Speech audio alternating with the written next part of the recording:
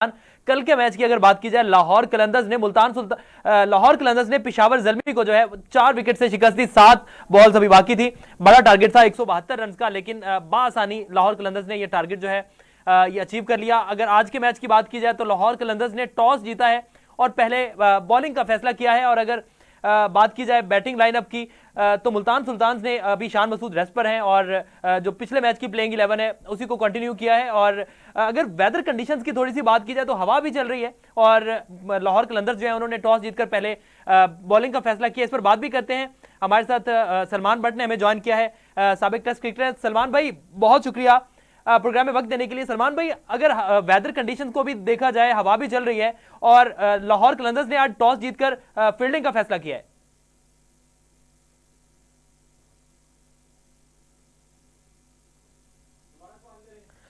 सलमान भाई, क्या आप हमें सुन पा रहे हैं?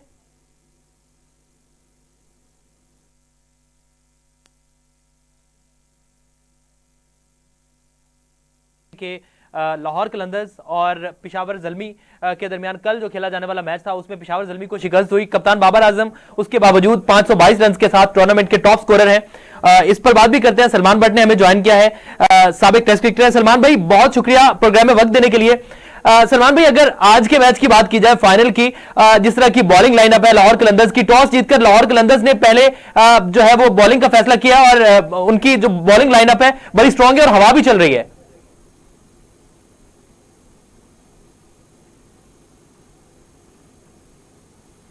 सलमान भाई, क्या आप हमें सुन पा रहे हैं? ठीक है, सलमान भट्ट से हम दोबारा रब्ता करने की कोशिश करते हैं। हमारे साथ ज़ेबुल्ला मौजूद हैं, वलीद खान मौजूद हैं।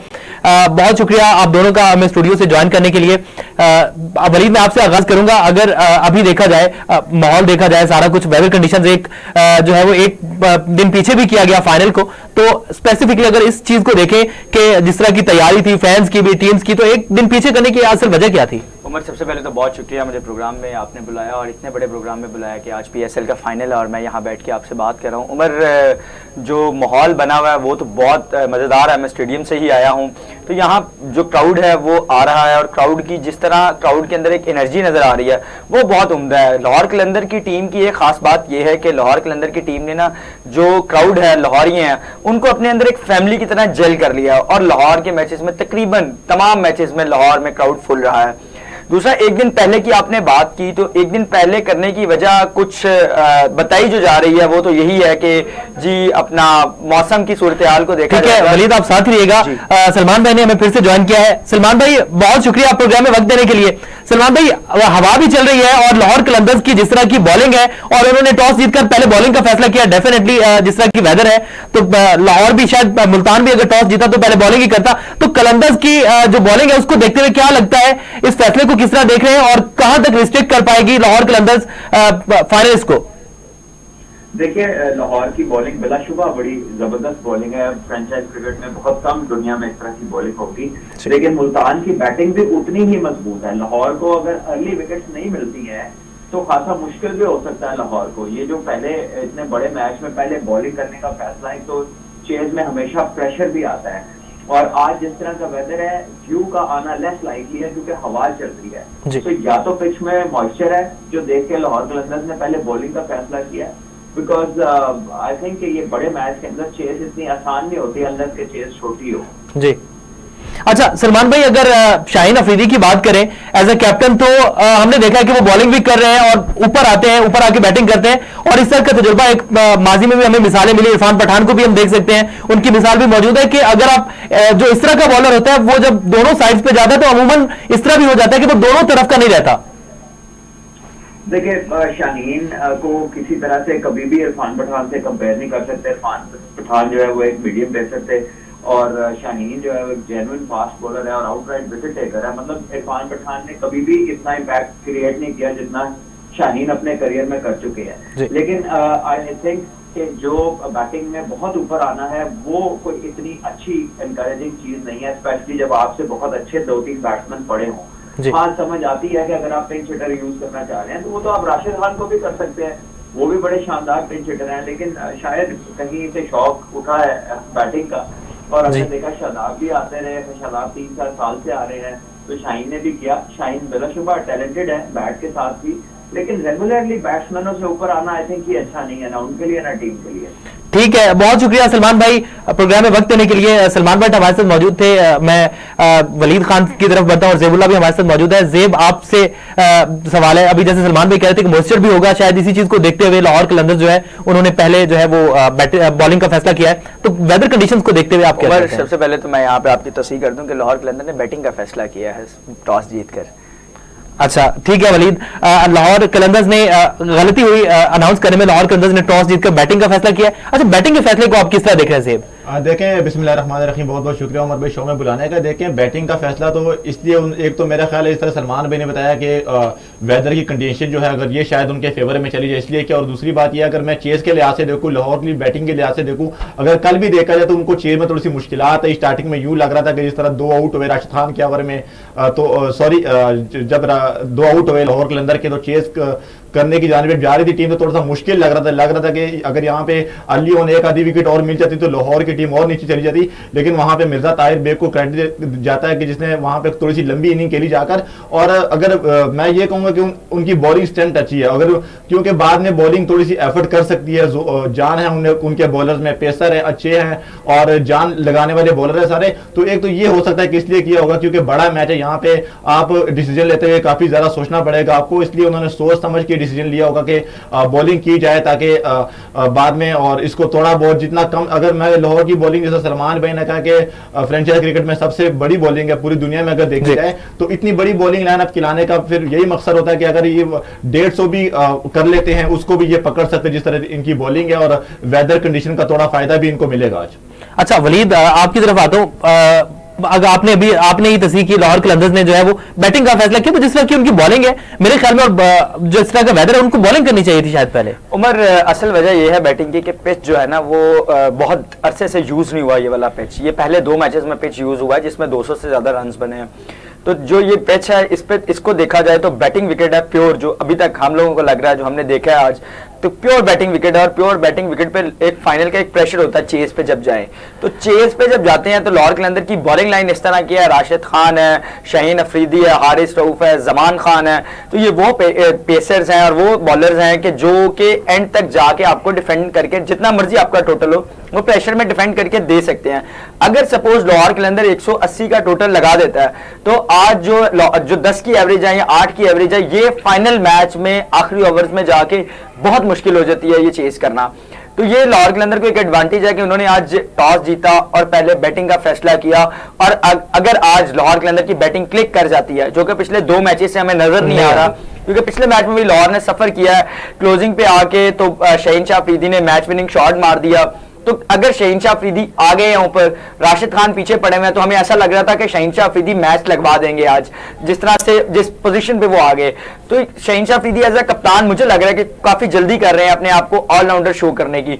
ऐसा नहीं होना चाहिए। शहीन शाह अफरीदी बॉलर है, पाकिस्तान के मेन पेसर है, तो उनको अपनी पेस बॉलिंग अटैक पे फोकस करना चाहिए। यहाँ किसी ने शायद उनको मशवरा दे दिया कि शहीन अब आप इंजर्ड हो गए हो, अब आप वापस उस रिदम में नहीं आ सकते, तो आप बैटिंग पे तवज्जो देनी शुरू कर दो। तो ये चीज थोड़ी सी है जो कि लाहौर कलंदर की तरफ से देखी जा रही है। अदरवाइज लाहौर कलंदर ने जिस तरह से परफॉर्म किया है पूरे टूर्नामेंट में, और उनकी एक जो खास बात है जो कि रात समीन राणा साहब ने भी बताई कि उनका जो प्लेयर डेवलपमेंट प्रोग्राम है उसने जिस तरह से प्लेयर प्रोड्यूस किए हैं, आपने देखा पाकिस्तान की टीम में भी उनके 3 से 4 प्लेयर्स खेल रहे हैं। तो ये एक प्लस पॉइंट है लाहौर कलंदर की जानिब से कि उनका प्लेयर डेवलपमेंट प्रोग्राम जो है उसकी वजह से आज वो इस मुकाम पे पहुंचे हैं कि आज उन्होंने दूसरी दफा मसलसल दूसरी दफा फाइनल के लिए क्वालिफाई किया है। और आज जिस तरह से उन्होंने टॉस जीत लिया, तो मुझे लग रहा है कि लाहौर जीतने की तरफ जाएगा। एहसानुल्लाह की अगर बात करें एज अ फास्ट बॉलर, मेरा आपसे सवाल है जेब कि एज अ फास्ट बॉलर अगर हम उनकी बात करें, जिस तरह वेदर कंडीशन, क्योंकि उनका पेस अच्छा है, और दो हारिस रऊफ भी मौजूद है लाहौर कलंदर्स के पास, लेकिन एहसानुल्लाह अपने पेस को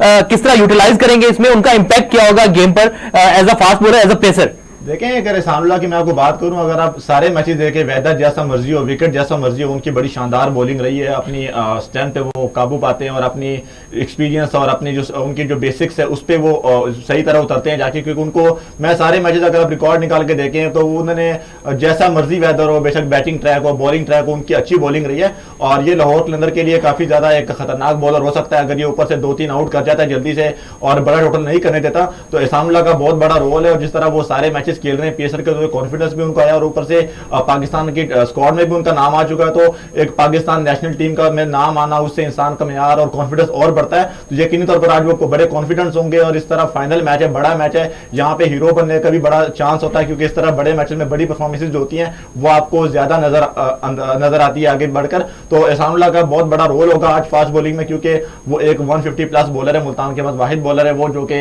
अच्छी बॉलिंग भी कर रहे हैं और साथ में एक मुल्तान सुल्तान की हर मैच की जीत में उनका बड़ा हिस्सा रहता है हर मैच में। वलीद, रिजवान पर आप क्या कहते हैं? पिछली बार भी वो जो थे वो आई थिंक 500 स्कोर पिछले टूर्नामेंट में भी उन्होंने किया था। आज भी बाबर आजम टॉप स्कोरर है, अभी तक 522 रन बाबर आजम ने अभी तक बनाए। तो रिजवान उनके बाद सिर्फ 6 रन उनसे पीछे, 516 रन जो है वो मोहम्मद रिजवान भी बना चुके हैं। और उसके बाद एक अगर टॉप स्कोरर की बात की जाए, उसके बाद अगर टॉप विकेट टेकर की बात की जाए तो वो भी अब्बास अफरीदी हैं। उन्होंने भी जो है वो 23 विकेटें पाकिस्तान सुपर लीग सीजन 8 में हासिल कर रखी है। तो ये दोनों प्लस पॉइंट्स हैं अगर देखा जाए हमारे पास, और सिर्फ 7 रन करने हैं उनको टॉप स्कोरर बनने के लिए रिजवान को। तो ये दोनों फैक्टर्स कितना मैटर कर रहे हैं आज के मैच में? उमर, मुल्तान मेरा ख्याल से प्लस पॉइंट्स आप बता रहे हैं वो तो प्लस पॉइंट्स हैं ही, लेकिन मुल्तान एक कदम पीछे नजर आ रहा है। उसकी रीज़न ये है कि मुल्तान ने पिछला फाइनल जो था वो लाहौर कलंदर से ही हारा था। तो थोड़ा सा मुल्तान को इस चीज़ का प्रेशर होगा। नो डाउट अब्बास अफरीदी बहुत अच्छी बॉलिंग करता हुआ नजर आ रहा है, अच्छी पेस भी जनरेट कर रहा है, एहसानुल्लाह भी अच्छी पेस जनरेट कर रहा है और मोहम्मद रिजवान तो स्टार है।